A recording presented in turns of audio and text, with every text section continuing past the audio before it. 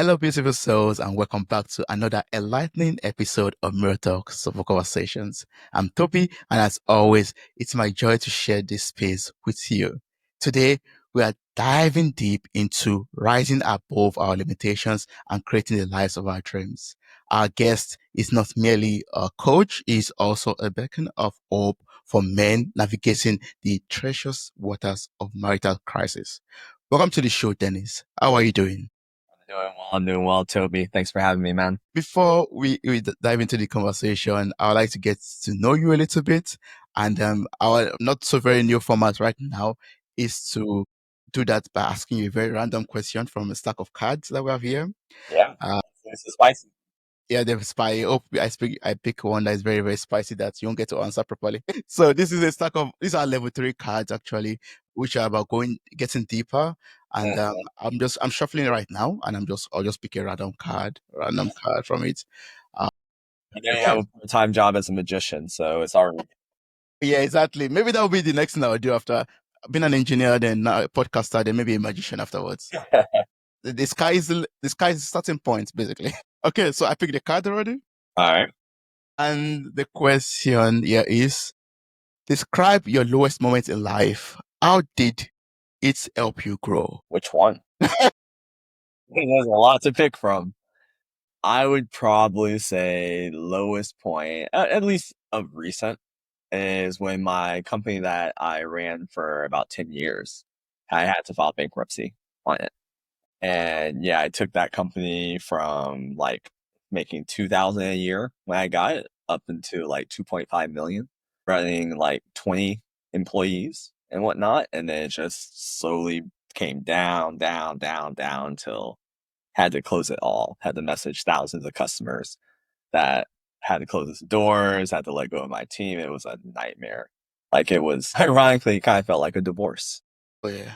Right? Like that was a particularly low, challenging moment. And it's one of those things where you don't realize how much of a toll it's taking on you until you're out on the other side. And then when you're in it, you're just day by day, just dealing with the next thing. Right? Okay, how am I going to pay my rent? How am I going to pay my bills? How am I going to deal with all these customers who are upset? How am I going to deal with teams who are filing like stuff against me with the government and things like that? Yeah. Delayed payments and all that. And you're just in it. Right. And then once you're on the other side of it and you come up for water, you're like, whoa, I was a wreck. Like, think you're okay when you're going through it. At least I think it's common for men, especially we're okay. We got this. We're just kind of telling ourselves we're okay. It's not that big of a deal. We're doing it. And then you come out on the other side and you realize just how much of a wreck you actually were, just how stressed you were during it. And yeah, so that was pretty interesting. And I mean, how were you able to heal from that process, and how did it help you grow? Like, how did it help you become who you are today? Yeah, the healing. So one of my specialties is around emotional processing. So I've spent years just cultivating emotional processing skills that I use on myself as a daily practice. So most of the healing work came through that and using the tools that I've just have curated and developed over years. Right? I would say the growth primarily just showed me what happens when you deny your truth for an extended period of time. Because when I look back at that business, all the problems that inevitably burnt it to the ground came from one core problem. And that problem was I didn't want to be in that business, right? I didn't want to be it. And for at least 8 of the 10 years, I knew that. And I was denying that. I was lying to myself. I was justifying and rationalizing that I should be in this business. Like I was trying to find ways to get myself to stay in it, to do it, blah, blah, blah. And it just denying that truth, which everybody else saw it, mind you. All my friends, all my entrepreneur friends, all my coaches, mentors, they're like, why are you in this business? Why are you still doing this? Right. And me forcing myself to stay in it created so many residual side effects that ultimately ended up killing the business, leaving me with like $1 million plus in debt to the point where I just had to start completely over. Pause, take a break, reflect on life, enjoy some positive mirror talk. Thank you so much for answering that question. I'm so sorry to hear about that. And I've also learned already from that, learning from you and also learned from that. Like, sometimes we could be experiencing success in a business, but if it's not meant for us, that success could be short-lived. Like you're taking the business from 2,000 to 2.5 million US dollars. Not to everyone, to a stranger like myself, will be like, oh, you're successful. Maybe that's the right path for you, but deep down within, you knew that it was not for you. And it started to, subconsciously, indirectly start to reflect in the business and then, make the ship to sink. Yeah, absolutely. Really, I think a lot of people find themselves in that situation. It may not be a business. It may be a relationship. It may be a job. It may be anything, really. The city that they live in, right? Where they just know that it's not for them, knows that they shouldn't be there, but are just rationalizing and come up with reasons why they should, trying to just figure out that next reason to keep them in there longer. True. Wow. Thank you. I mean, I would like to learn more about your life journey so far. Like you've shared this experience, which I'm very grateful about. Or if you look at your life from growing up to this moment and your relationships and marriage, like how were you able to rise above the limitations that you've experienced in life? Yeah, it's going to depend on what season of my life we're talking about. Right. So when I was a kid, I was just like any other kid, just you're too dumb not to know. And it seems possible, right? You're like, I want to do this. Like, why not? And I fortunately had a father who was very encouraging of entrepreneurial visions and dreams, and like one of the areas I was very fortunate growing up is my father never made me feel like I couldn't do something. That's good. There were some other problems, but that was not one of them. Right. Very supportive, always felt like anything I wanted to do could be done. And I grew up just in a very nurturing environment for that. So that allowed me early on. And we're talking about up to like maybe high school right now. Past that, it was really being driven by this feeling of not being good enough, right? Of really just feeling like there's something wrong with me, right? And because I was trying to fix myself, that required me to fix things about myself, which Yeah. coincidentally does create growth. It's just a very toxic fuel to run off of. There's so many pollutants running off of that type of fuel. So it just caused me to, I was getting better, but there was a lot of side effects of that growth. You keep on chasing different things to prove that you are worth it, that you're enough, and it just keeps on Which is going on. it's an infinite game of not feeling it, right? No matter how good, you can always find another thing that's wrong. You can always find a reason why you're not worthy, why you're not good enough, why this person's better, etc. That's an infinite game, right? And I just found as I was going up that I was still stuck in there, and it was probably in my early 30s is when I started actually learning the tools to address that at the core. Like I probably started working on it around like 25 or take, but then it was in my 30s where I really started like doing the hard work with that. And now it's transitioned more to me just wanting to see how far I can go, see what's possible, how to live a life without regrets. Oh, that's awesome.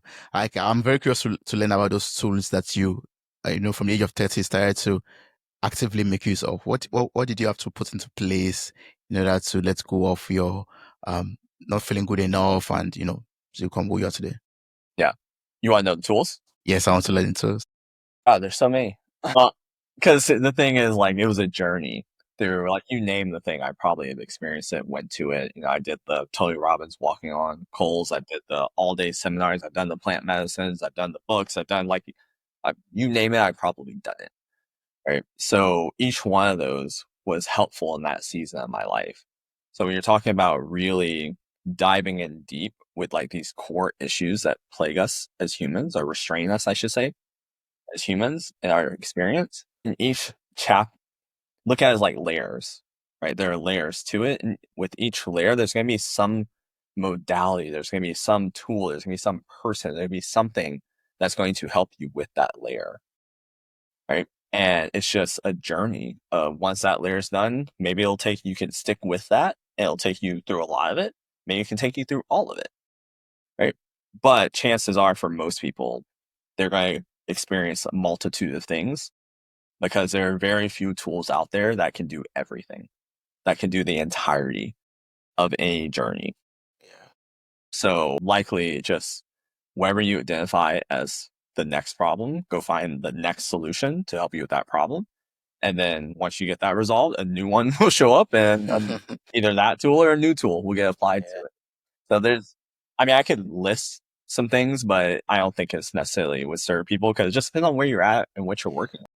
That's true. And I think it's also individual too. What works for you at a particular phase might not work for me in the same phase also. Yeah, exactly. And what I've also found is there are categories of tools. Like there are experiential tools, like you go to events, seminars, stuff like that, where it's designed to give you a peak experience. And peak experiences are valuable because they show you what's possible and they give you a referential experience to what's possible. That's powerful. It creates awareness. But there are limitations because usually those things also can't tell you how to stay at that place, how to work your way where that is, but it lets you know it's possible, right? Then you have like emotional processing. That's its own category. And all of them are fundamentally the same thing. They're just different ways of doing it, but they all fundamentally follow the same principles. And emotional release is great for removing those triggers, removing that trauma, removing those things that are stuck in the body, particularly from our past, but sometimes from our future too. And it's really good for clearing that out. So that has its benefit, but that doesn't necessarily, it can remove friction in going out and creating, but it doesn't really support the energy of creation, right? It's just lightening the load that you're carrying with you. And then you have tools that help with creation. And that's more like the masculine type stuff, like the, basically business books, stuff like that. Those types that are like, go out there and like 10x things, or discipline, like what Joko Williams talks about, discipline creates freedom, things like that. Like more of those types of tools that are really, more towards the masculine, where it's like, okay, you need to build the competency, you need to build the structure, you need to build the focus to actually go and create. And like, that's its own category. And there are other categories as well. Like then we can get to like the consciousness stuff and all that.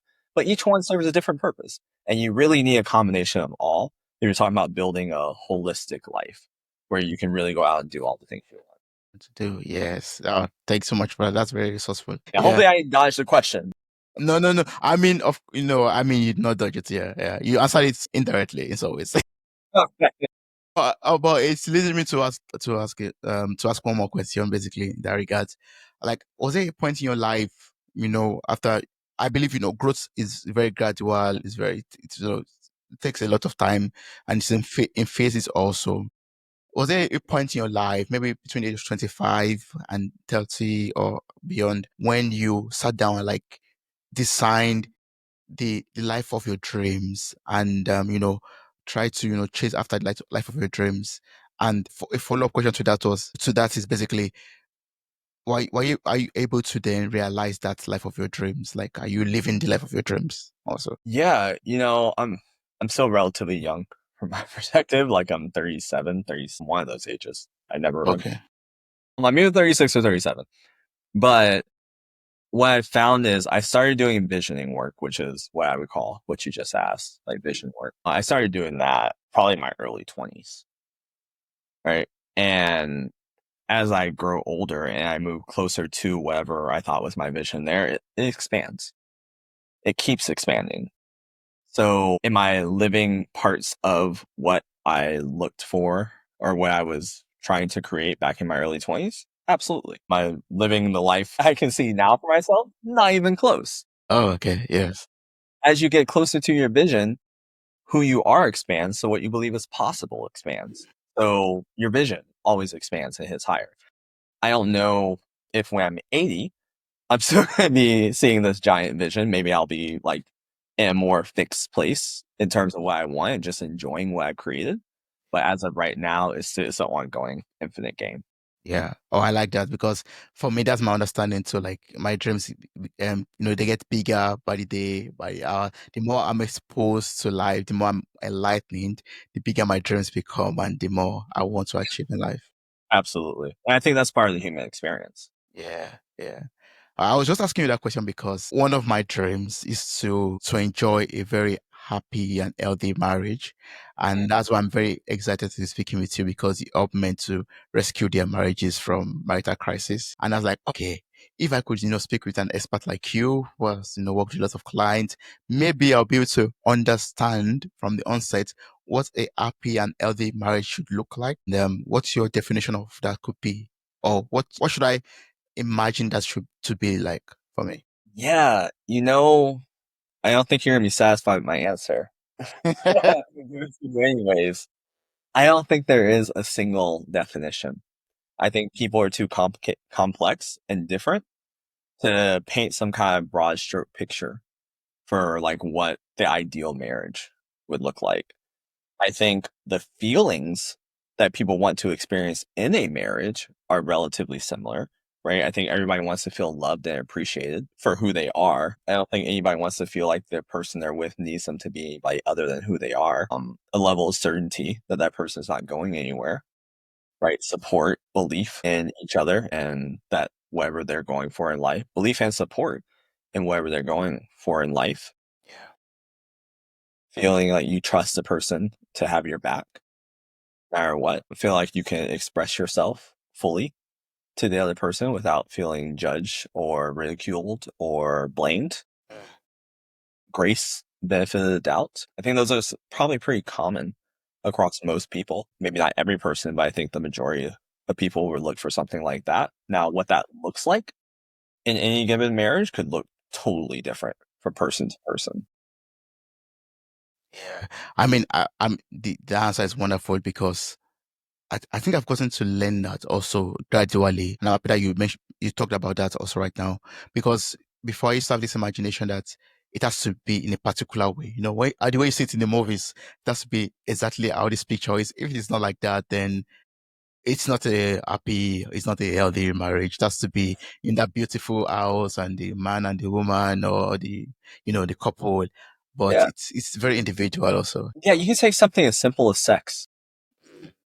For one married couple, having sex every other day is what they need, like, feels good. For other people, it could be every couple of days. For some people, it could be once a week. Some people, honestly, it can be once a month, and they're truly satisfied with it. That's a personal thing. Like, that's between those two people and their experiences. And maybe they both have some trauma around sex where neither of them truly enjoy it. But so it's not a big part of their relationship, but they get satisfied elsewhere. And just like anything else, marriages evolve, right? Those needs evolve as people, if they're growing as individuals, the nature of the marriage evolves. And I think that's probably one of the places where the institution of marriage is probably troublesome, Troublesome, yes. is that there isn't really space because there is a possibility that as two people grow and they're on their journeys, they could literally grow into two people who this doesn't make sense anymore. And I don't think that there's a honoring of that component inside the compartment of marriage. Now, for most people, that doesn't typically happen, right? But it can. In most cases, it's more like they probably should have gotten together in the first place. There's that. But then there's also like, we bring all of our own traumas, all our own baggage, our own parental programming and scripts into a relationship or marriage or whatever. And after a while in like that honeymoon phase, it works. But then over time, it just starts beating each other down, beating each other down, beating each other down until there's like nothing left over. Yeah. You just answered the question that came up in my mind when you were explaining earlier or talking earlier. I was about to ask you, okay, in a marriage or, for example, in a relationship right now, what should I do to be able to show up in order to make for my own part, make the relationship healthy or happy? But yeah, it's about, I just learned from you about the scripting, everything that we bring in.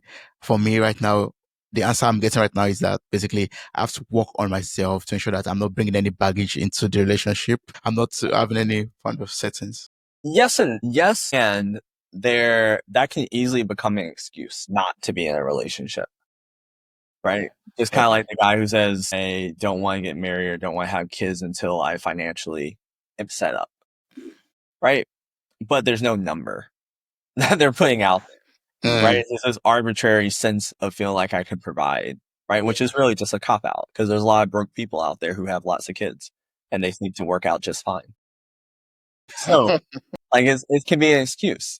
So yes, we need to work on ourselves and make sure we're bringing as little baggage as we can into our relationship. But there's also certain things that only get revealed in relationship to another. Like we just can't see it. So it's more about gaining the tools and making the commitment to work on things that are coming up when you're together. Right? They're like my wife, when we first got together, the issues that showed up fairly early on was like the manifestation of like my deepest fears in a marriage. Like my deepest fear in a marriage came straight up, and I had to work on that. Right. And I had to work on it a lot, right? To get us to where we were. But on the other side of that, I was like, "Oh, I can now be in this marriage without having that with me anymore, that baggage, that fear that could have easily been projected into the future, into all sorts of situations that could possibly have killed the marriage later down the line." Yeah. So it's not necessarily coming in without it, but it's being willing to commit to working on it when it shows up. Yeah. Like you just mentioned, you faced your deepest fear in marriage. I mean, it came up that, and I was like, okay, what could that be? One, and secondly, I was like, when you face that, or when you experience that, how do you deal with it? Like, do you Yeah. fidget? Do you run? Do you just Yeah. face it head on? Yeah. So just to be open and transparent with this, my deepest fear was that another man, like a better man, would come and take away the person I'm with. Like I would lose her to somebody better than me. Because, I had that not good enough. Yeah. That was the whole not good enough. So my deepest fear was somebody better than me coming. Right. So that was the deepest fear that I had to work on. And how I did it was primarily my emotional processing tools that I talked about before. And they're ones that I've created for myself. So me saying it isn't really going to help anything, but there's tons. Just Google emotional processing techniques. There's hundreds of them out there. So that part's not hard. You just got to find one that resonates with you. But yeah, and I just worked on it, probably spent good 40, 50 hours working on that. Because it was big. It was deep. It was very, very deep because it went to like that core belief of not being good enough. Yeah. And I mean, I see that as an opportunity. I want to say blessing, as an opportunity to be able to work on the rest of that issue that is left in us. Yeah. Yeah. Yeah. I believe life, brings people our way, or situations our ways, to teach us a lesson, to help us become better beings, to bring out that thing that is left to be worked on to make you a better person, basically, in life. Yeah. The way I look at it is we're all out there wanting things, usually wanting more. And life is giving us the opportunities to create that. There's nothing stopping us from creating what we want except for ourselves. And particularly is as we're moving towards what we want, as we're creating what we want, we're going to have to face the blockers from that, really the internal blockers that are getting in the way of that. So for me, having an incredible, loving, long-lasting marriage, one of my blockers was I gotta let go of this. Yeah. So I was Yes. presented with a situation that triggered it, so I could let go of it, so I could take one step closer to actually creating the marriage that I wanted. Yes. Awesome. Yeah. I'm happy for you. I'm happy that you were able to work on it and not let that, crumble your marriage, basically, or let it. Yes. But talking about, crumbling marriages from your work as a coach and as an expert, what do you think is mostly the root cause of marital problems or marital crisis? So if we're talking about kind of overarching, I believe relationships are a needs game. Right? Meaning when two people first come together, they do so because they believe they're going to meet each other's needs. And the only reason they really separate is for a long time, either one or both person's needs haven't been met. And that's what causes separation, divorce, not marriage, but separation, divorce, breakups, whatever you want to call it. Yeah. Right. So fundamentally, that's how I look at it, is that we step away from places where we're not able to get our needs met. But within that, how that happens is a bit of a different story. I primarily work with men. So from the male side, I can speak more from. I have a general idea of what happens on the woman's side, how they cause issues too, but I work far more with. So, I mean, looking at it from the men's perspective, they're like things that we could do, for example, to rescue our marriage or our relationship if it's in a crisis. Like, are there some things, are there some mechanisms we could make use of, some tools we could make use of too? Yeah. Yeah. There's probably 4 or 5 that immediately come to mind. One is you got to take responsibility, right? You got to take responsibility for your contributions to the problem, right? The more we blame the other person for the problems in there, the more disempowered we become. And responsibility brings you into a place of empowerment. So it literally puts you in your power, particularly your power to create something better. Because when we look at ourselves as saying, created this problem, what we're telling ourselves at the same time is, I have the power to create this problem, which means I have the power to create something better or something else, right? So responsibility is a must. Prioritization is another big one. Like you have to put especially for men, we have to make her a priority. We don't need to make her the number one priority, but we do need to make her a priority and treat it as such and give it the time and attention. If you're dealing with a relationship or marriage in crisis, chances are she's been neglected for a long time, right? So maybe for a while, you need to put her you need to put her in the number one slot, give the time and attention it needs to turn it around, and then find whatever the natural place is. Like my wife knows that she's not the number one priority in my life, but she is a high priority. And I make sure she gets everything she needs from me. And she's okay with that. Right. I think that's very natural, especially for men. Women tend to put the marriage as number one. And then sometimes it becomes a problem because then they'll put the children as number one above the man, and Yeah. that creates its own issues. Yeah. But usually women will put the relationship. Relationships tend to be their number ones. Men, we tend to be more mission. Number one, we need that. We need something to focus on. We don't need her to get the same intensity and passion that we would give to our life's calling, our life's work. Right? That would just be a really weird way to live. Yeah. Priority is one, responsibility is another one. Reactivity, right? So your triggers, your trauma, your baggage, all those types of things definitely create a ton of issues there. Not nurturing the connection between the two of you, right? Just kind of letting that wither away and die, right? Stop going out on dates, start putting all your effort into kids or work and just assuming the person's going to stay and they're not going anywhere. I think that's a fundamental issue, especially once you get into the marriage world, is you're like, oh, well, they're committed, they're not going anywhere. So I can focus on these other things, which is crazy given the divorce rate, why somebody would believe the person's not going to go anywhere, because 50% of people go somewhere. Yeah. But yeah, what is the divorce rate in Germany? You know? But I'm not sure of the exact number, but it's around that 50 something percent also. Yeah. The same there too? Okay. Yeah. Yeah. And then probably another big one for men is they're not leading. Right? They stop making decisions. They default to let her run the household, make decisions, manage the finances, stuff like that. And from everything that I've seen, that creates an environment that a woman does not appreciate. So those are probably the big ones. Big ones. Yeah. Wow. You made mention of something that is making me ask a follow-up question right now. You talked about the relationship between the man and the woman and the priorities. I would set our priorities differently also in the marriage. Yeah. And that's making me think about the masculine and feminine dynamics also in a relationship or marriage. How do we balance that out to have a healthy marriage or relationship? Like, how do we know when to let one bend for the other, or I don't know, adjust it so that the masculine and feminine energies don't always clash all the time, and things are not going well. So just so I'm understanding, is the question here, how do you harmonize the masculine and feminine dynamics in the marriage? I mean, usually if the man is showing up in the masculine, the woman will naturally show up in the feminine. Typically, right? There are some people who are more on the 50-50 range, and there's some people who are inverse of that. But usually there's a dominant, not as in the masculine is dominant, but there's a primary masculine and a primary feminine between the two. Like if you look at gay or lesbian couples, who's the man, who's the woman? Right? One's going to be more masculine, one's going to be more feminine. That's just the nature of polarity.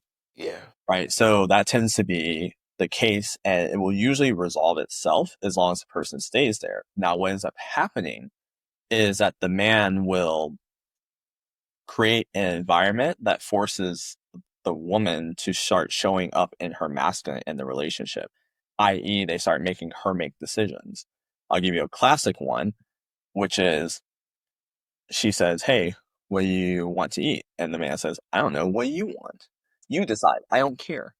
Right? And that's just like a simple one, but those simple ones create bigger issues. And it can go into like he just deposits a paycheck into the account and lets her manage all the bills. That's a masculine, puts her in her masculine.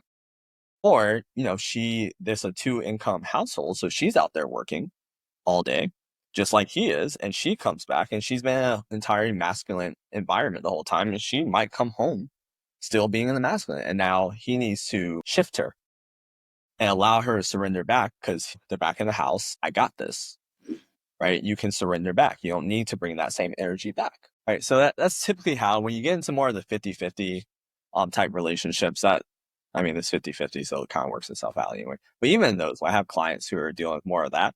Even then, the wife in those situations still want him to, it's not truly 50-50, it's more like a 60-40 kind of situation, at least in the household, in the relationship. In life, it's whatever, but inside the relationship itself. Okay. But but I would like to ask this quickly as a follow-up. Is it possible that sometimes it switches also, like the man exhibits more, feminine energy than the woman, and sometimes it switches based on the phase of life they are in, or how stressed they are, or whatever that's It happening? can in cases of like trauma, like traumatic issues or whatnot.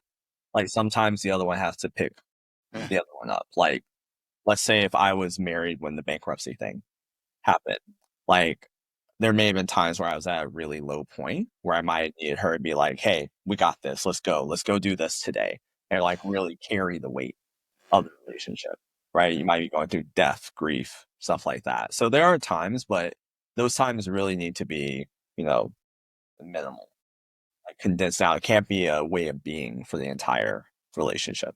Relationship, yes, I understand that. Yeah. And we're humans, so we're naturally going to shift. Yeah. I was just asking that because, just to prevent some unexpected expectations. So no, unrealistic expectations basically, because you have some ladies out there or some men out there who believe no matter what you're going through, you're supposed to be the man, or no matter what you're going through, you're supposed to be the woman. I don't care if you are grieving or you are in a low state, you have to show up as the man of the house. Yeah, there's grace. From what I've experienced, that window isn't that large. So I'll tell you, it's another coach buddy of mine shared a story where he was in a situation where, what was it? I'm going to make it up. This isn't exactly what happened, but it's something akin to this. His, let's just say his father, that would be too extreme. All right, I'm just going to say this but it'll give you an idea what I mean. So the father died, right? And then he was grieving. And he was grieving and grieving and grieving and grieving and grieving. And maybe, let's just say hypothetically, he was grieving now for like 3 weeks, to the point where he was just like a wreck. He couldn't do anything, right? He couldn't bring himself to go out and do the things that he needed to do. And his wife came up and said, like, "Hey, I get that you're grieving. I get that it's hard for you, but this right here is not attractive to me. Like, you being non-functional and being able to show up as my husband, like, this is not attractive for me." Right? And I don't think it was something as extreme as his father dying, just to be clear, but it was something that just had him kind of like hurting. Right? And then he was like, "Okay, I get it."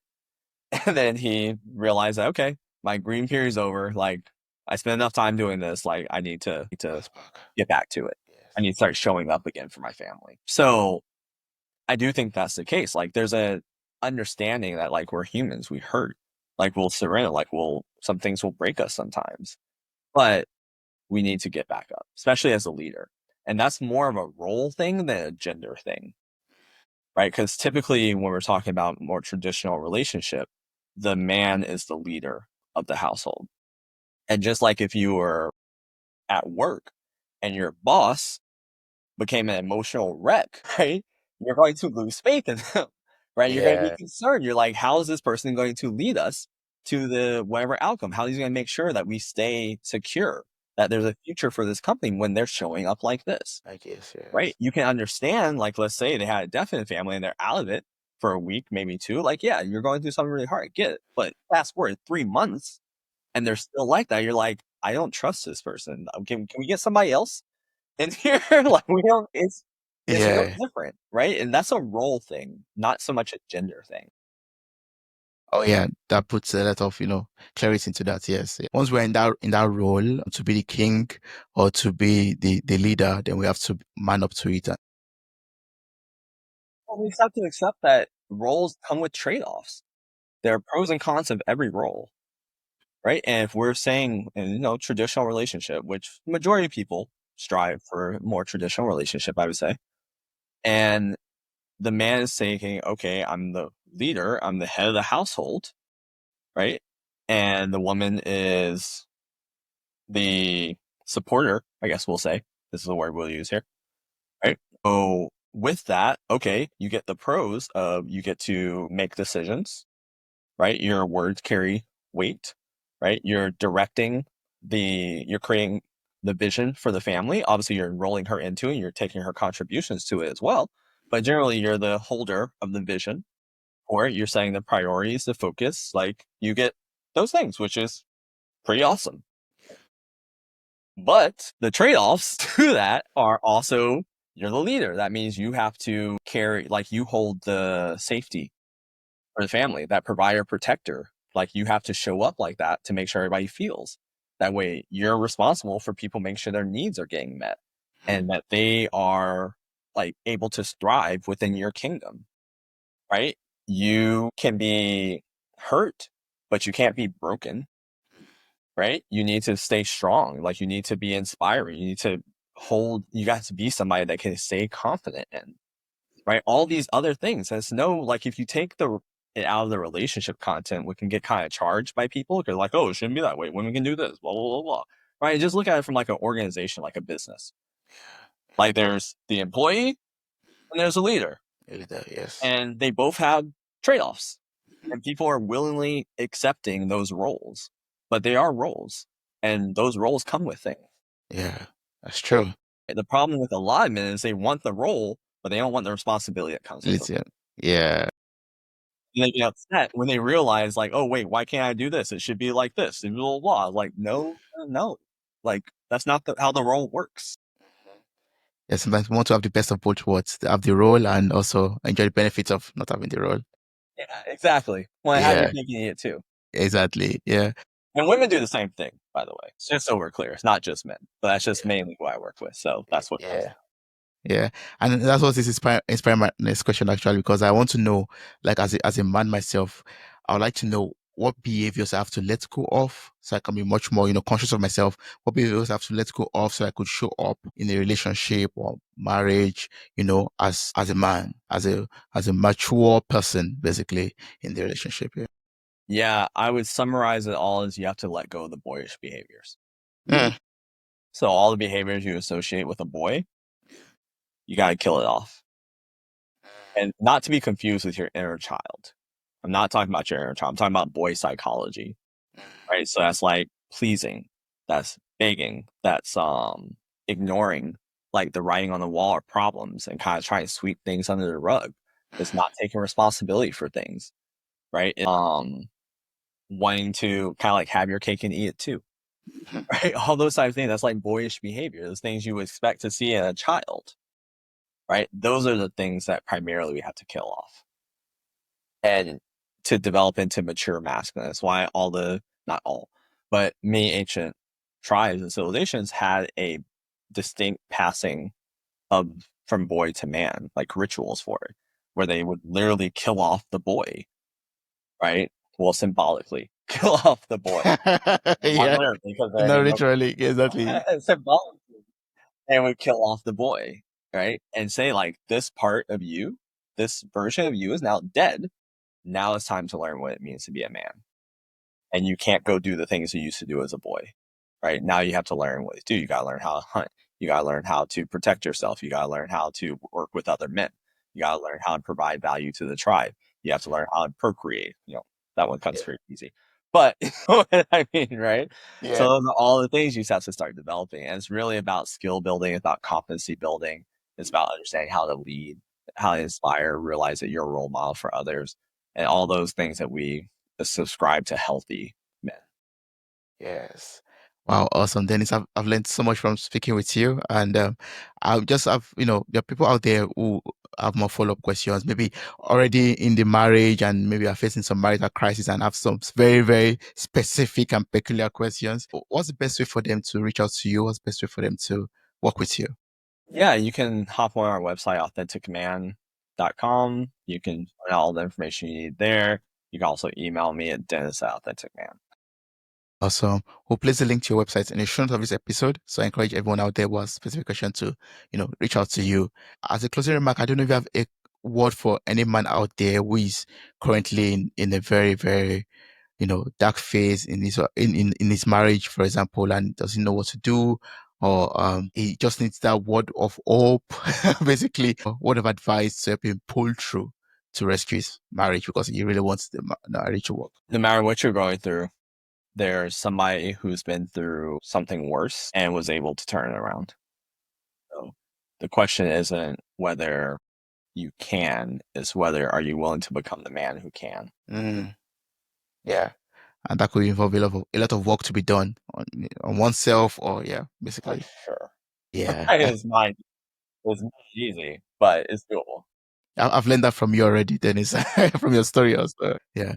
I really appreciate you, and thank you so much for, being transparent and sharing your story, because that has really, helped me a lot. I've learned a lot from it, more than I could explain. And I hope everyone out there who has listened so far has also learned from it. I really appreciate speaking with you and having this soulful conversation with you. Absolutely. Thanks for having me, Toby. Thank you very much.